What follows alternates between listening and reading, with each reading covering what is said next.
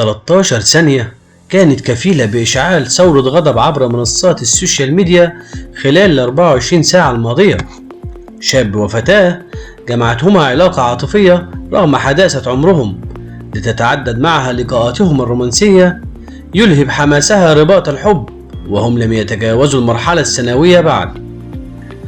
لقاء تلو الآخر دفع بصغار على الحب نحو ارتكاب ممارسات فاضحة غير عابئين بما قد تؤول إليه الأمور. بمرور الوقت ازداد الاثنان قربا لترتفع دقات القلب عشقا، حتى وقع الطالبان في المحظور. لكن تلك المرة جاءت في وضح النهار وتحت أنظار عدسة كاميرا أحد الجيران. أظهر مقطع الفيديو الشاب أثناء ممارسته فعلا فاضحا في الطريق العام، وإقدامه على أفعال منافية للآداب مع الفتاة أعلى محور رود الفرج بمنطقة الخلفاوي.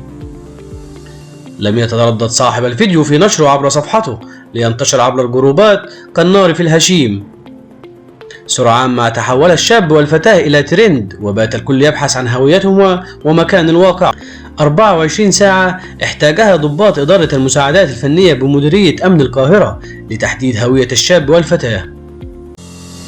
إن أعجبك الفيديو برجاء الاشتراك في حساباتنا على السوشيال ميديا باسم خبر طازة، وتفعيل زر الجرس ليصلك كل إشعارات الأخبار الجديدة.